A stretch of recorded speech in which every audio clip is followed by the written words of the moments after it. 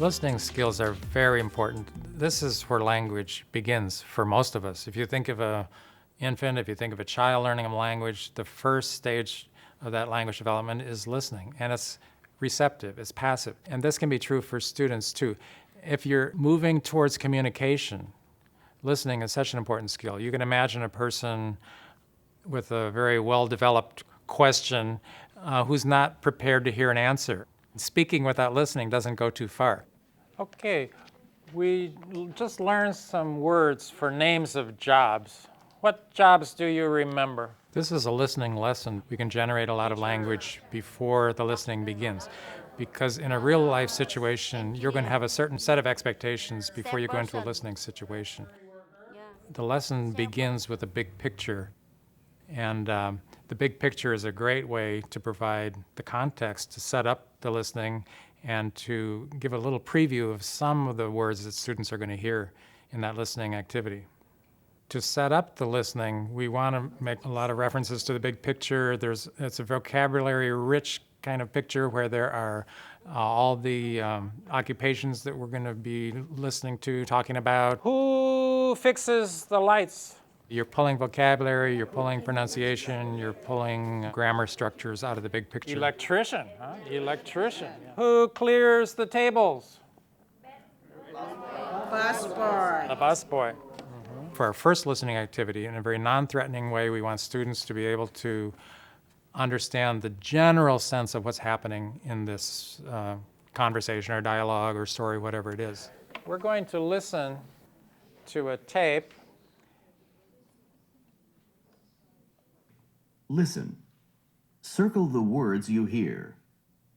You're not worried about listening for every word and understanding every word, but you are struggling to get the context and to get the general meaning and the general idea of what's going on. What did he do before?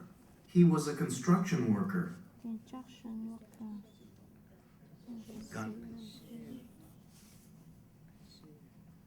Okay, what words did you hear? I want to volunteer to come and circle. What did you hear? Listening is actually a very threatening thing for a lot of students. Students are convinced that they don't listen well, and they're a little anxious when they listen. They are afraid that they're not getting it. What we want to do is create a very non-threatening environment so that listening is very comfortable. And one way we can do this is to sequence the listening so that they're listening for more and more. We give them more than one opportunity to listen. Do we need to listen again? Yes. Okay, let's listen again. Circle the words you hear. Conversation A. What does she do? She's a teacher. Really? Conversation E. What does he do? Now, he's an electrician. What did he do before? He was a construction worker. He's a manager at a restaurant. Really? What did he do before? He was a cashier. Cashier. Okay. Are we okay now? Is this right? No? Which one is wrong? Receptionist. Receptionist? Yeah. No? No. No receptionist. Okay, very good.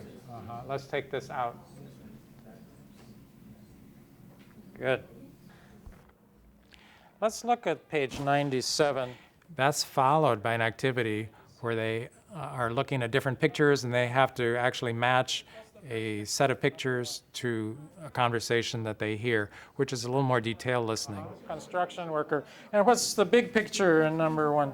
And we give them opportunity to listen for different things. And so the listening just builds and it grows and grows and they get more and more. And it's okay to listen to something repeated times because they're getting more and more out of it and in a very comfortable way. Electrician. Electrician. Now, we're going to listen to these conversations and you're going to put the letter in the box. A. Listen. Circle the words you hear. Conversation A. What does she do? She's a teacher. Really? What did she do before? She was a waitress. Is it number 1, number 2, number 3, number 4? Number 2. So we're going to put a in the box. Do you understand? All right. How about conversation B? Somebody said number 3. Is this B? Number 5? Maybe we need to listen again. How about conversation C? The last thing I wanted to do was to remind students that they have a CD in the back of their book. Now, in the back of your book, we have, what's this? A CD. Okay.